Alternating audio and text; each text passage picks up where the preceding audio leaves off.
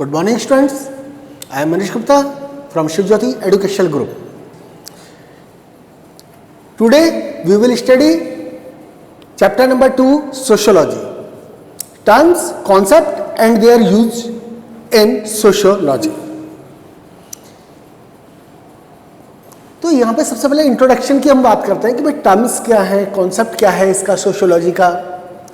तो यहाँ पे कह रहा है कि as oppose to commercial knowledge, sociology like any other science has its own body of concept, theories and method of data collection. यानी रोजमर्रा की जिंदगी के हिसाब से अगर हम उन वर्ड्स की बात करें तो सोशियोलॉजी का खुद का अपना एक कॉन्सेप्ट है, मेथड है डेटा कलेक्ट करने का, जिसके बेस के ऊपर वो सोसाइटी के ऊपर स्टडी करता है, अपने डेटास को रिकॉर्ड करके पब्लिक के सामने पेश करता है। तो as sociology science, social science, sociology does need to have certain agreed upon meanings of social realities and process it is study. तो अब जब सोशल साइंस के अंदर अगर सोशियोलॉजी की बात करें तो जो सोशियोलॉजी के लिए ज़रूरी है कि जो हमारी समाज की जो वास्तविकताएं हैं, सोशल रियलिटीज़ हैं, उनके बेस के ऊपर जिसकी कि हम स्टडी कर रहे हैं, उसके मीनिंग के ऊपर हम उस पर कुछ ना कुछ एग्री करें। यानी जो हमारा रोज़मर्रा की ज़िंदगी के अंदर कॉमर्शियल नॉलेज है, उसके ऊपर जो मीनिंग्स हैं और सोशियोलॉजी के मीनिंग्स हैं, उनको हम दोनों के बीच में एक कॉम्बिनेशन सेटअप करें। तो sociological concept help in defining as well as in understanding social realities. यानी जो समाज की वास्तविकता है उनको डिफाइन करने में, उनको समझने के अंदर ये एक हेल्प प्रोवाइड करता है हमको। तो it becomes all the more important to discuss sociological terms so as to distinguish what they mean from commercial usages which may have varied meaning and connection. तो इसके अंदर ये कह रहा है कि जो हमारे समाज की वास्तविकताएं हैं, जिनके बेस के ऊपर हम इसकी स्टडी कर रहे हैं, उनका क्या मीनिंग है, उनका क्या अर्थ है, तो सोशियोलॉजी उनके ऊपर किस तरह से डिस्कस किया जा सकता है, डिबेट हो सकती है, तो उन सब के बारे में हम इसके अंदर स्टडी करते हैं। गॉट इट बेटा? नेक्स्ट, अब आता है हमारा topic some of the basic concept used in sociology. अब जो मेन चीजें सोशियोलॉजी के अंदर यूज करते हैं, तो सबसे पहले इंपॉर्टेंट चीज है आपका सोशल ग्रुप्स। तो सोशल ग्रुप्स क्या है? A social group is a collection of two or more person who are continuously interacting and share common interest and a sense of loyalty within a given society. It has following characteristics. तो sociological base के ऊपर हम बात कर रहे हैं, तो भाई सोशल ग्रुप क्या है? तो सोशल ग्रुप अकेला पर्सन का तो कोई ग्रुप होगा नहीं, ग्रुप के अंदर दो या दो से ज्यादा पर्सन चाहिए। अब वो दो या दो से जो ज्यादा पर्सन है वो आपस में एक दूसरे के साथ में इंटरेक्ट कर रहे हैं, अपने विचारों का आदान प्रदान कर रहे हैं, अपनी ओपिनियन को शेयर कर रहे हैं, अपने इंटरेस्ट को शेयर कर रहे हैं, और साथ में उनकी एक लॉयल्टी है किसके प्रति? जिस सोसाइटी के अंदर अपन वो रह रहे हैं उसके प्रति उनकी खुद की लॉयल्टी है। अब इसके अंदर मेन कैरेक्टरिस्टिक्स के बारे में बताता है। क्या बता रहा है कि यानी वो ग्रुप के जो मेंबर्स हैं, सोशल ग्रुप के अंदर मेंबर्स हैं, उनके बीच में क्या क्या चलता रहता है। तो सबसे पहला क्या है? इंटरेक्शन, परसिस्टेंट इंटरेक्शन, लगातार इंटरेक्शन, एक दूसरे से एक संवाद की स्थिति के अंदर, इंटरेक्शन की स्थिति के अंदर ये लोग आपस में रहते हैं, जिसके बेस के ऊपर वो सोसाइटी के अंदर जहां पे रह रहे हैं उसके बारे में डिस्कस करते हैं। A shared sense of belonging amongst its members. अपनी जो उनकी फीलिंग्स हैं उनको वो आपस के अंदर एक दूसरे से शेयर करते हैं, साझा करते हैं कि भाई वो क्या सोचते हैं, अदर्स क्या सोचते हैं, सोसाइटी का डेवलपमेंट कैसा हो सकता है, ये सारी चीज़ें के बीच के अंदर इसके अंदर डिस्कस चलता रहता है। उनके जो इंटरेस्ट हैं एक दूसरे के, वो भी आपस के अंदर वो शेयर करते हैं। और acceptance of common norms and values, जो सोसाइटी के जो कॉमन नॉर्म्स हैं, वैल्यूज हैं, बेस सोसाइटी के अंदर रह रहे हैं, हर सोसाइटी के अपने अपने कॉमन नॉर्म्स हैं, वैल्यूज हैं, उनको वो आपस के अंदर एक्सेप्ट कर रहे हैं। जस्ट लाइक जैसे कोई ट्राइबल सोसाइटी के अंदर रह रहा है, कोई मॉडर्न सोसाइटी के अंदर रह रहा है, तो जिस सोसाइटी, हर सोसाइटी के अपने अपना नॉर्म्स हैं, वैल्यूज हैं, रूल्स हैं, रेगुलेशन है, उनके ऊपर वो आपस के अंदर एक सहमत हो जाते हैं। मेंबरशिप ऑफ द ग्रुप में बी फॉर्मल और इनफॉर्मल। अब ये जो ग्रुप की जो मेंबरशिप है वो फॉर्मल भी हो सकती है, इनफॉर्मल भी हो सकती है, यानी एक पर्सन आगे जाकर के दूसरे ग्रुप को भी क्या कर सकता है, बिलोंग कर सकता है। अब आता है बात कि भाई social groups and other forms of collectivities, दोनों के बीच में क्या डिफरेंसेस है, यानी क्वासी ग्रुप्स, यानी एक तरह से उसका ही सब ग्रुप अपन बोल सकते हैं। तो all forms of human gathering and collectivities do not constitute a social group, यानी जितने भी ग्रुप के मेंबर हैं और आपस के अंदर मिलकर के, ऐसा नहीं है कि वो एक सोशल ग्रुप बना लेते हैं। Social group is different from the related concept of aggregates and social category. Social group is aggregates और सोशल कैटेगरी दोनों से अलग अलग होता है। तो अब बात आती है कि भाई एग्रीगेट्स क्या है और सोशल कैटेगरी क्या है। तो एग्रीगेट्स क्या है कि aggregates are the collection of people who temporarily share the same physical space. एक कुछ लोगों का एक ग्रुप जो कि टेम्परेली पर्टिकुलर कुछ समय के लिए वहां पर उस फिजिकल स्पेस को, पर्टिकुलर उस प्लेस को शेयर कर रहा है, but do not see themselves as belonging together, लेकिन अपने आप को उसका पार्ट नहीं समझता है। And do not have sustained और परसिस्टेंट इंटरेक्शन, और ये भी नहीं कि भाई एक आने वाले टाइम के अंदर उसके साथ में उसका कोई इंटरेक्शन नहीं बना रहे, थोड़े समय के लिए रहता है, उसके बाद में वो चेंज हो जाता है। जस्ट लाइक जैसे एग्जांपल इसने दिया, एक क्राउड, आप किसी भीड़ के अंदर है, अरे यार बहुत तेज गर्मी लग रही है, बहुत तेज ये हो रहा है, पॉल्यूशन बहुत ज्यादा हो रहा है, ये है, तो थोड़े समय के लिए है, उसके बाद में आप उसको क्या कर देंगे, अलग चेंज करेंगे। और ये number of commuters stuck in a traffic jam, मान लो बहुत सारे आप भीड़ के अंदर जा रहे हैं और ट्रैफिक जाम के अंदर फंस गए, तो पर्टिकुलर उस कैटेगरी के अंदर आप आ रहे हैं, लेकिन थोड़े से समय के लिए, आफ्टर देन आपने उस स्पेस को छोड़ दिया है, तो उस स्पेस से न तो आपका कोई इंटरेक्शन है और ना ही आपका कोई उससे बहुत इमोशनली अटैचमेंट हुआ है। अब आता है हमारा सोशल कैटेगरी, तो वो जो था आपका सोशल ग्रुप्स। अब आती है हमारी सोशल कैटेगरी। तो सोशल कैटेगरी क्या है, it refers to statistical grouping of people or classification of people on the basis of similar characteristic. समान एक जैसी कैरेक्टरिस्टिक के बेस के ऊपर सोसाइटी को क्लासिफाइड कर देना, या सोशल जो सोसाइटी के मेंबर्स हैं उनको क्लासिफाई कर देना, किस बेसिस के ऊपर, एक जैसी कैरेक्टरिस्टिक्स के ऊपर। जैसे कि all man having the same occupation, एक जैसे काम करने वाले लोग। अब मान लो कोई पर्सन टीचर है तो भाई टीचर का ग्रुप हो गया, डॉक्टर है तो डॉक्टर्स का ग्रुप हो गया, तो एक जैसा ऑक्यूपेशन करने वाले लोग। या हाइट के बेस के ऊपर लिया कि भाई जितनी भी गर्ल्स हैं वो 5 फीट हाइट की हैं, ये सारी गर्ल्स 5 फीट हाइट की हैं, या फिर उससे अबव है, कोई ये ओबेसिटी है इन लोगों के अंदर, इन लोगों के अंदर माल न्यूट्रिशन है। तो अलग अलग बेसिस के ऊपर कैटेगरी को अपन डिवाइड कर सकते हैं। ये इंटेलिजेंट बच्चों का ग्रुप है, ये पुअर बच्चों का ग्रुप है, एटसेट्रा एटसेट्रा। तो unlike A social group, people who make a social category do not interact with one another. तो सोशल ग्रुप के अंदर तो वो आपस के अंदर एक दूसरे से इंटरेक्ट करते हैं, लेकिन सोशल कैटेगरी के अंदर जरूरी नहीं वो एक दूसरे को जानते भी हो। क्यों आपने लिया कि इंटेलिजेंट बच्चे, अब इंटेलिजेंट बच्चे के अंदर एक बच्चा यहाँ का हो सकता है, दूसरा बच्चा दूसरे ग्रुप का भी हो सकता है, तो जरूरी नहीं है कि उसके अंदर वो एक दूसरे को इंटरेक्ट करे। In fact they may not even know of each other existence, यहां तक कि वो एक दूसरे के बारे में हो सकता है जानते भी नहीं हो, क्योंकि इंटरेक्ट भी नहीं हो रहा है, जानते भी नहीं हो। पूरे आज इंडिया के बारे में हम बात कर रहे हैं, पूरे इंडिया के अंदर भाई ये ग्रुप कौन सा है, ये पुअर कैटेगरीज के लोग हैं, इकोनॉमिक बेसिस के ऊपर आपने उसको डिवाइड कर दिया। तो जो पुअर कैटेगरीज के लोग हैं वो जरूरी थोड़ा सारे पुअर एक दूसरे को जानते हो। तो यहां पर एक क्लासिफिकेशन एक स्टैटिस्टिकल डेटास के ऊपर किया जाता है, उसकी एक कैटेगरीज वाइज उसको डिवाइड किया गया है। जब तो both aggregates as well as social category are quasi groups which can sometimes become a social groups over time. तो कई बार ये एग्रीगेट्स और सोशल ग्रुप्स एक दूसरे को क्या है, क्वासी ग्रुप, एक तरह से उनके सब ग्रुप्स हैं जो कि समय के साथ साथ क्या बन जाते हैं, एक सोशल ग्रुप भी बन सकता है।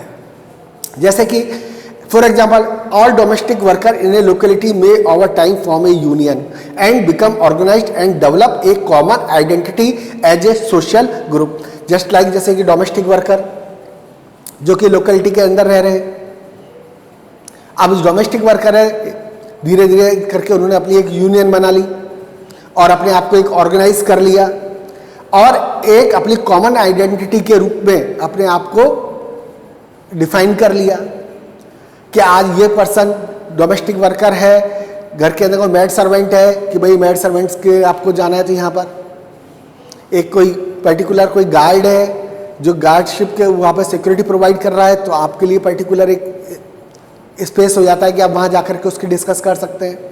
तो एटसेट्रा ये ऐसे ही यहाँ पर जो डोमेस्टिक वर्कर हैं समय के साथ में उन्होंने अपने आप को क्या कर लिया, ऑर्गेनाइज कर लिया और ऑर्गेनाइज करने के बाद में अपनी एक कॉमन आइडेंटिटी के रूप में अपना एक सोशल ग्रुप एस्टैब्लिश कर लिया। अब आता है टाइप्स ऑफ सोशल ग्रुप्स। तो टाइप्स ऑफ सोशल ग्रुप्स के अंदर ये कहता है कि different sociologist have classified social groups. तो अलग अलग जो सोशियोलॉजिस्ट थे, फिलोसोफर थे, उन्होंने सोशल ग्रुप को अपने अपने तरीके से डिफाइन किया है। क्लासिफिकेशन दे टेक डिफरेंट, उनका अपना अपना क्राइटेरिया था। तो इसको मेनली दो पार्ट के अंदर डिवाइड किया, एक तो प्राइमरी ग्रुप और दूसरा सेकेंडरी ग्रुप। और ये किसके बेस के ऊपर, उस ग्रुप के साइज के बेस के ऊपर या टाइप के बेस के ऊपर, उनकी रिलेशनशिप के बेस के ऊपर उसको डिवाइड किया गया। और ये सबसे वेल नोन क्लासिफिकेशन है और इस क्लासिफिकेशन को नाम दिया था कुली ने, on the basis of size and type of relationship shared among its member, जो उसके मेंबर्स के अंदर आपस में अंदर शेयर किया गया। तो primary group and secondary group. तो प्राइमरी ग्रुप क्या है, एक स्मॉल साइज पीपल का ग्रुप है और it is characterised by intimate face and emotional relationship, यानी जो अंतरंग चेहरा है उसके चेहरे के साथ में मिलकर के एक उसकी सोसाइटी के लोग आपस में एक दूसरे के साथ में उसकी रिलेशनशिप को शो करते हैं। जस्ट लाइक जैसे कि family and Pir group, family के पर्सन आप अलग अलग है, फैमिली के साथ में उनका इमोशनल अटैचमेंट होता है। जबकि सेकेंडरी ग्रुप क्या है, एक लार्ज साइज ग्रुप होता है। It is marked by formal and impersonal relationship, यानी फॉर्मल रिलेशनशिप रहती है, थोड़ा बहुत बोला। जस्ट लाइक जैसे कि आप क्लब के मेंबर हैं, आप या किसी रेजिडेंट वेलफेयर एसोसिएशन के मेंबर हैं, तो एक दूसरे को जान रहे हैं, कर रहे हैं, लेकिन उनके साथ में कोई आपका इमोशनल अटैचमेंट नहीं होता है। अब प्राइमरी ग्रुप एक बेसिक चीज है, primary, because they are central in our life, हमारे लाइफ की मेन धुरी माना गया है इसको, और एक इंपॉर्टेंट रोल प्ले करते हैं हमारी लाइफ के अंदर। Very often primary groups are found within the orbit of secondary group. कई बार ऐसा भी होता है कि जो सेकेंडरी ग्रुप है उनकी मेन ऑर्बिट से ये डेवलप होते हैं। जस्ट लाइक जैसे group of friends with in an office, आप एक ऑफिस के अंदर काम कर रहे हैं, तो ऑफिस के अंदर काम कर रहे हैं तो there are many kinds of person who are working in the office and some of the person may be possible आपके बहुत ज़्यादा क्लोज हो जाएं, तो क्लोज होकर वो आपके फ्रेंड बन गए, तो उसके बाद में आप एक उनको प्राइमरी ग्रुप के अंदर ले कि भाई आपके इंटरेस्ट है, ओपिनियन है, आपके जो भी सुख दुख वगैरह कई सारी चीज़ें अपन एक दूसरे से शेयर करें। अब सेकंड आता है अपना in group and out group. तो not on the basis of size but sense of belonging, attachment के बेस के ऊपर इसको डिवाइड किया गया है। तो classification of in group and out group has nothing to do with size, यानी इसका कोई साइज से कोई लेना देना नहीं होता है ज्यादा। तो इन ग्रुप क्या है, the group with which an individual identify himself herself has a sense of belonging with it, यानी एक पर्सन जहां पर की उसकी खुद की अपनी आइडेंटिटी शो होती है। सेकेंड, यानी आइडेंटिटी यानी ये हमारा है। There is a sense of attachment members of its of in group, यानी इन ग्रुप के अंदर जो मेंबर्स हैं उनका आपस के अंदर एक दूसरे के साथ में अटैचमेंट होता है, इमोशनली अटैचमेंट होता है। वो अपनी इंटरेस्ट को, अपनी ओपिनियन को एक दूसरे के साथ में शेयर करते हैं। जबकि जो आउट ग्रुप है, a group to which an individual feels individual has no sense of belonging identification, यानी उनके साथ में कोई उसका कोई आइडेंटिफिकेशन नहीं है। और it is they group, there is a sense of indifference and at times may be even hostility towards member of out group। अब उनके बीच के अंदर कई सारे इंडिफरेंसेस वगैरह भी क्रिएट हो जाते हैं, हर एक के अपनी अपनी ओपिनियन है, उसके ऊपर डिबेट डिस्कशन ये भी हो जाता है और कई बार हॉट टॉक भी हो जाती है। तो उसके बेस के ऊपर कई बार वो एक दूसरे के अगेंस्ट के अंदर हॉस्टिलिटी क्रिएट हो जाती है, शत्रुता का भाव एक दूसरे के साथ में वो रखते हैं। नेक्स्ट आता है हमारा रेफरेंस ग्रुप। अब जो रेफरेंस ग्रुप है, it is that group to which we do not belong but we aspire to be like them and therefore we try to emulate their life style. यानी ये वो group है जिसको कि हम बिलोंग नहीं करते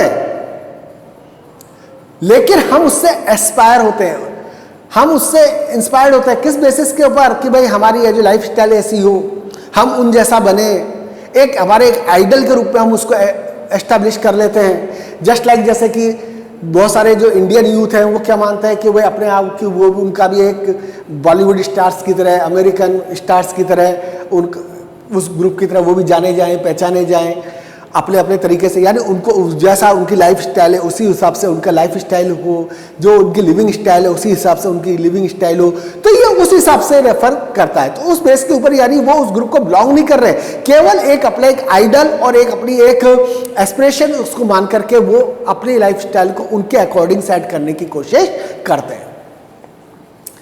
सेकेंड आता है हमारा पीर ग्रुप। तो एक type of primary group composed of individuals who are either of similar age or who share a common profession. तो पीर ग्रुप क्या है? एक तरह का प्राइमरी ग्रुप जो कि इंडिविजुअल से बना है। अब इंडिविजुअल कौन से हो सकते हैं? वो एक जैसी एज ग्रुप के लोग, जो या फिर एक जैसे ऑक्यूपेशन करने वाले लोग। तो उसके अंदर पीर group have a very strong influence on the life of an individual. यानी जो सोसाइटी के अंदर आप रह रहे हैं, ऑब्वियसली वो क्या हुई? पीर ग्रुप हुई। तो पीर ग्रुप का जो इन्फ्लुएंस है आपकी लाइफ के ऊपर, इंडिविजुअल की लाइफ के ऊपर बहुत ज्यादा पड़ता है, क्योंकि समाज के अंदर आप रह रहे हैं तो समाज के अंदर आपको समाज के नियम कायदों को फॉलो करना पड़ेगा। अब आता है हमारा स्टेटस एंड रोल। तो भाई स्टेटस क्या है और रोल क्या है? तो स्टेटस की हम बात करें पहले, तो स्टेटस क्या मतलब? It is refer to the position on an individual occupies in a group और इन ए सोसाइटी। यानी जो इंडिविजुअल है उस पर्सन ने अपनी सोसाइटी के अंदर क्या पोजीशन ऑक्यूपाई की है। यानी हर एक का status certain defined rights and duties assigned, यानी उसका स्टेटस उसके राइट्स है, उनकी ड्यूटीज के साथ में जुड़ा हुआ रहता है। जस्ट लाइक जैसे कि डॉक्टर है, मदर है, टीचर है, यानी उस पर्सन ने सोसाइटी के अंदर इस प्रोफेशन के बेस के ऊपर अपनी पोजीशन को ऑक्यूपाई किया है। अब आता है हमारा स्टेटस है। तो each individual occupy status in the society. हर एक ने अपना अपना स्टेटस को ऑक्यूपाई किया है सोसाइटी में। The totality of the status occupied by an individual in the society is called a status set. यानी जिस पर्सन ने जिस स्टेटस को ऑक्यूपाई किया है सोसाइटी के अंदर उसी को स्टेटस सेट बोला गया है।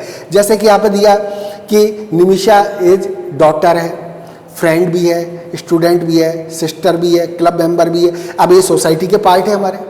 फैमिली के अंदर वो अपने फादर की डॉटर है। अगर सर्किल के अंदर है तो एक फ्रेंड का रोल है उसका। स्कूल के अंदर वो स्टूडेंट है, ब्रदर के साथ में वो सिस्टर है। जहाँ क्लब के अंदर वो ज्वाइन करें तो क्लब मेंबर्स हैं, एटसेट्रा। अब प्रेस्टीज, तो स्टेटस है जो सर्टेन अमाउंट ऑफ प्रेस्टीज और social value attach to it. यानी स्टेटस के साथ में आपकी समाज के अंदर इज्जत, प्रेस्टीज भी जुड़ी हुई है। तो prestige is attach to the status rather than to the person occupying it. यानी प्रेस्टीज किसके साथ में जुड़ी हुई है? स्टेटस के साथ में, सोशल पोजीशन के साथ में जुड़ी हुई है, ना कि जो पर्सन ने पोजीशन ऑक्यूपाई करी उसके साथ में नहीं है। जैसे Prestige of A doctor may be higher than that of a shopkeeper even if the earning of the doctor is lesser than that of the shopkeeper। आज एक डॉक्टर है, उसको एक पढ़ा लिखा सभ्य सिविलाइज्ड पर्सन माना जा सकता है कि भाई उस सोसाइटी के अंदर रह रहा है, एक सभ्य आदमी है, चाहे उसके। और जबकि एक शॉपकीपर हो भी सकता है, नहीं भी हो सकता। चाहे एक शॉपकीपर की अर्निंग उससे ज्यादा हो, इट डजेंट मैटर, लेकिन डॉक्टर की प्रेस्टीज एक अपनी प्रेस्टीज है सोसाइटी के अंदर, लोग समाज में उसको इज्जत की नजरों से देखते हैं। अब आता है हमारा achieved status and ascribed status. तो achieved status it is achieved by an individual on merit and efforts, यानी वो पर्सन के थ्रू स्टेटस जो कि उसने अपनी मेरिट के बेस के ऊपर, अपने प्रयासों के बेस से अचीव किया है, और ये किसके ऊपर डिपेंड करता है? इंडिविजुअल की चॉइस के ऊपर। और क्वालिफिकेशन और इनकम के बेस के ऊपर ये क्या हो सकता है? चेंज हो सकता है।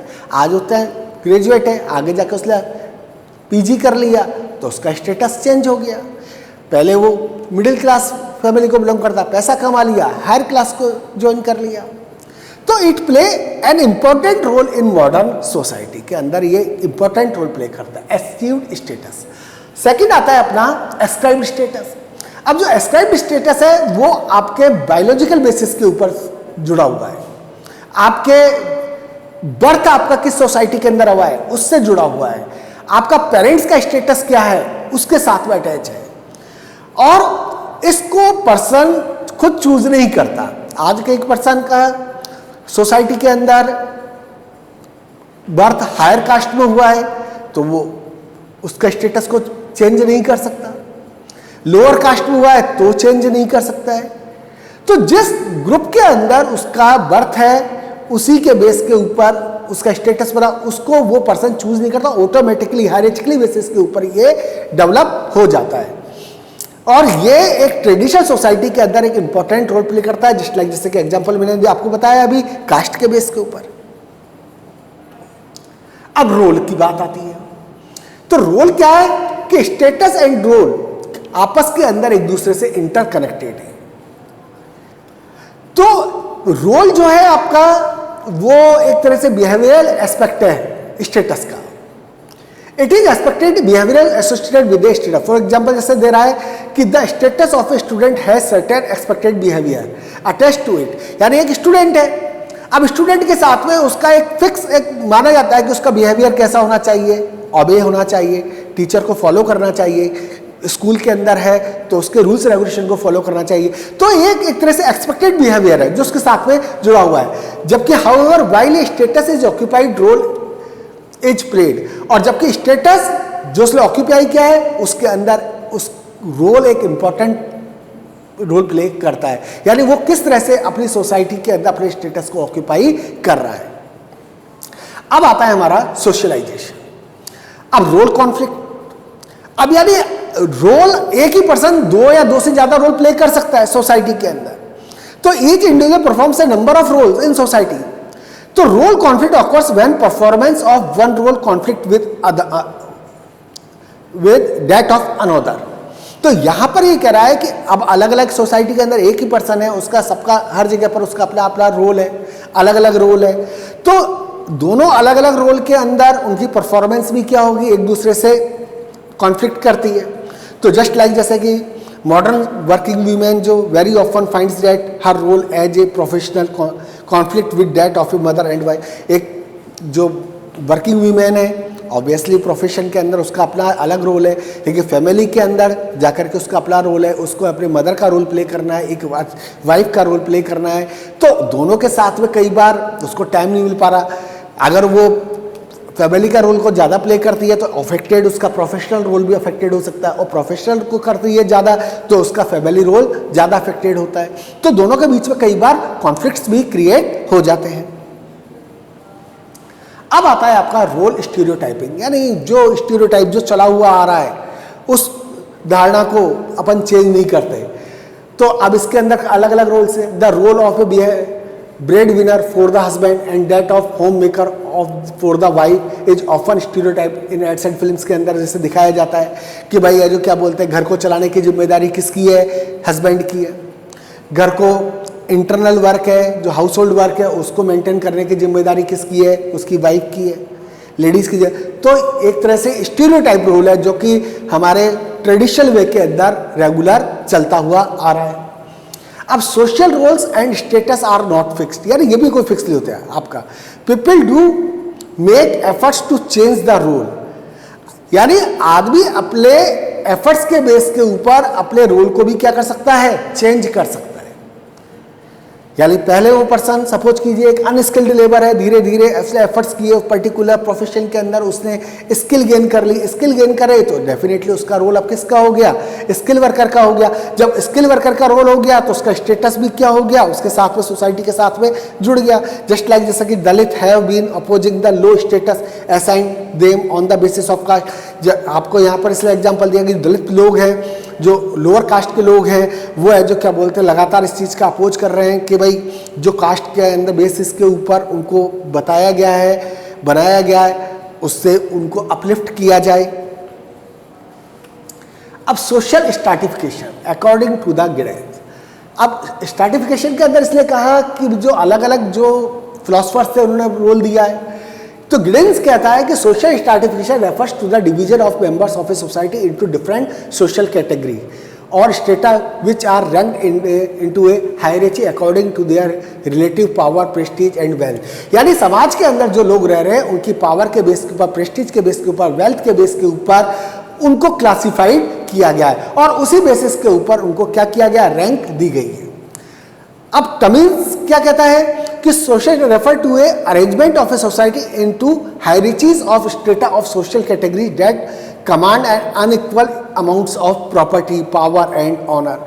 यानी समाज के अंदर जो पावर है, वेल्थ है, ऑनर है, वो इनइक्वली जो डिवाइड हुआ है उस बेस के ऊपर हम सोसाइटी को उसने डिवाइड किया है। तो social stratification is not an individual fact, it is rather A social fact. तो ये इंडिविजुअल फैक्ट नहीं है, ये एक सोशल फैक्ट है, सामाजिक तथ्य है। तो it refers to the ranking of a large number of individuals into hierarchical organised strata के अंदर, यानी बहुत सारे लोगों का जो इंडिविजुअल लोगों का ग्रुप है उसके अंदर ये अपना एक अहम स्थान रखता है। It has little to do with individuals merit abilities and more to do with social pattern the equality. तो यहां पर ये कह रहा है कि यानी उसका जो पर्सन है उसका है जो क्या बोलते हैं मेरिट और एबिलिटी उसके ऊपर बहुत ज़्यादा मायने नहीं रखती है। मायने क्या रखता है कि जिस सोसाइटी के अंदर रह रहा है वो किस इनइक्वलिटीज जो उसके सामने, यानी कि सोसाइटी के अंदर जिस पैटर्न को उसने अडॉप्ट किया है या चल रहा है उसके ऊपर उसका क्या रोल है। Major system of stratification includes, अब caste, class, gender, slavery, estate, इनके ऊपर इस क्लास को हमने डिवाइड किया है।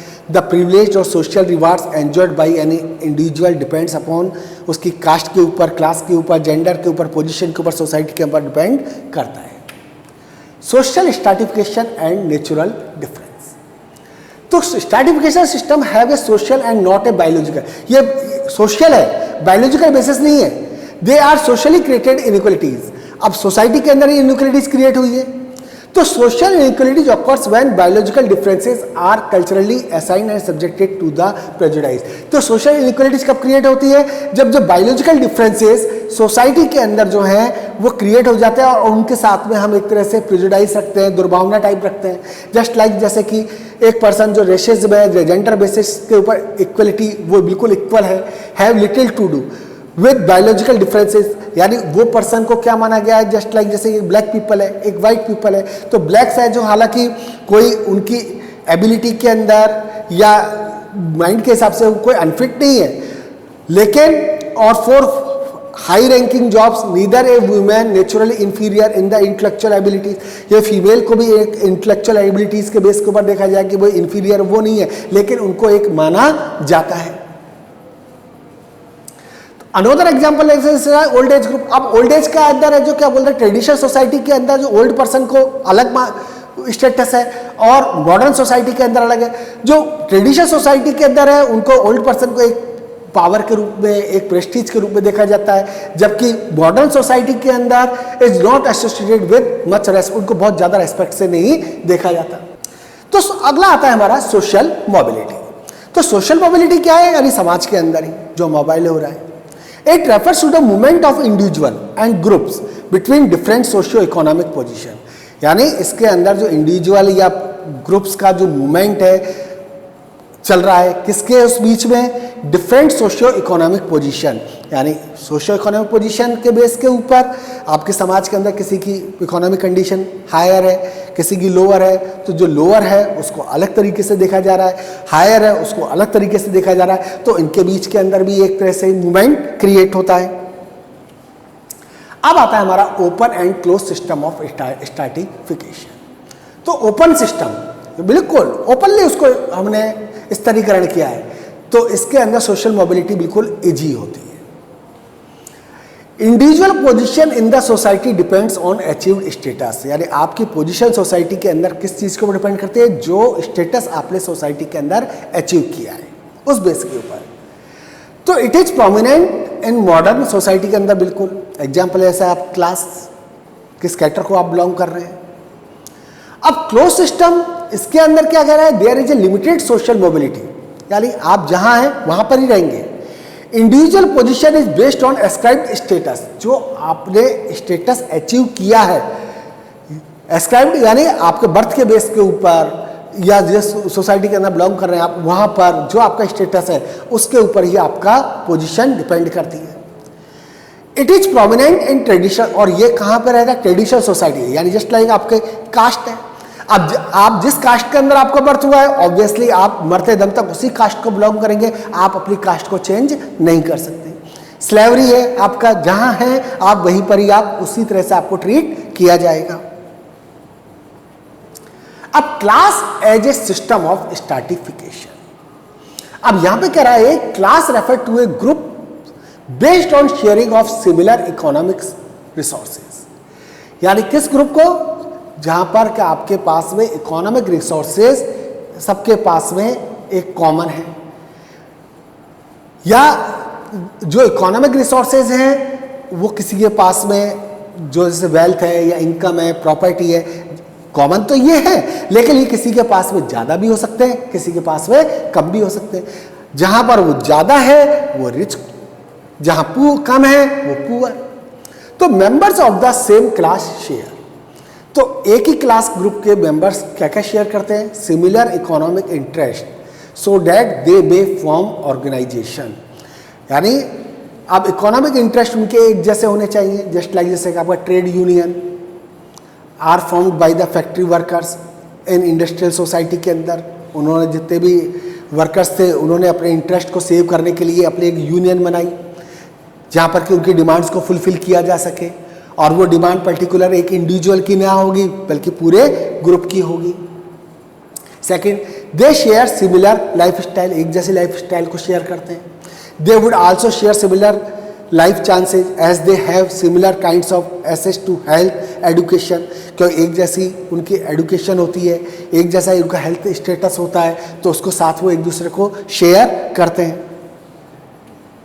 अब फीचर्स ऑफ क्लास, तो as oppose to caste system, class does not have any religious और लीगल सैंक्शन। तो जब हम कास्ट सिस्टम के विपरीत जाते हैं तो class does not have any religious और लीगल सैंक्शन, तो उसको कोई जिस क्लास को आप यानी हायर क्लास को आप बिलोंग कर रहे हैं या लोअर क्लास को आप बिलोंग कर रहे हैं उसके लिए आपको कोई लीगल सैंक्शन या रिलीजियस सैंक्शन की जरूरत नहीं होती है, क्योंकि आप अलग अलग रिलीजन के भी हैं तो भी आप हायर कास्ट में हो सकते हैं, अलग अलग सोसाइटी के लोग हैं ग्रुप के हैं तो भी आप लोअर कास्ट या दूसरी उसको बिलोंग कर सकते हैं क्लास को। तो it is an open system of stratification, social mobility is relatively easy, यानी ओपन सिस्टम के अंदर सोशल मोबिलिटी बिल्कुल इजी होती है, यानी एक क्लास से आप दूसरी क्लास के अंदर एडमिट हो सकते हैं।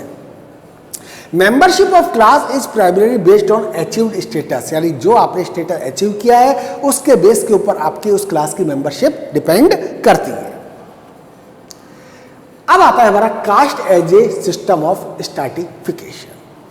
अब कास्ट के बेस के ऊपर किस तरह से सिस्टम को डिवाइड किया गया, तो caste refers to inequality in terms of social honour और प्रेस्टीज, यानी ये किसको डिपेंड बताती है कि समाज के अंदर आपकी प्रेस्टीज क्या है, ऑनर क्या है, क्या क्या इनइक्वालिटीज हैं, वो सारी चीजें कास्ट ग्रुप के अंदर आती हैं। Caste are ascriptive groups membership to which is determined by birth, यानी आप उसको चेंज नहीं कर सकते, जिस कास्ट ग्रुप के अंदर आपका बर्थ हुआ है उसी कास्ट ग्रुप को आप बिलोंग करेंगे। Each caste is ranked as higher or lower as compare to the others in social hierarchy. अब कास्ट की जो रैंक है हायर और लोअर भी हो सकती है जिस सोशल हायरार्ची के अंदर आप हैं।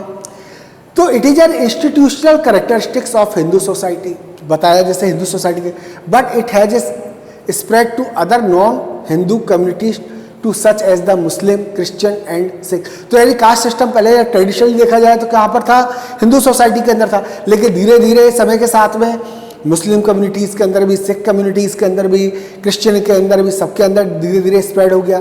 तो although it was very important in traditional India, it holds it way in the modern India too in a political as well as social life. तो ट्रेडिशनल सिस्टम के बेस के ऊपर इंडिया के अंदर था, धीरे धीरे इसलिए अपना जो स्टेटस है कहाँ पर अचीव कर लिया, पॉलिटिकल उसके अंदर भी, लाइफ के अंदर भी, सोशल लाइफ के अंदर भी ये अपने अपने स्टेटस को अचीव कर गए। सो स्टूडेंट, आई होप आपको ये चैप्टर समझ में आया होगा। वैसे हमने ये चैप्टर 2 पार्ट के अंदर लिया है। फर्स्ट पार्ट हमारा कंप्लीट हुआ।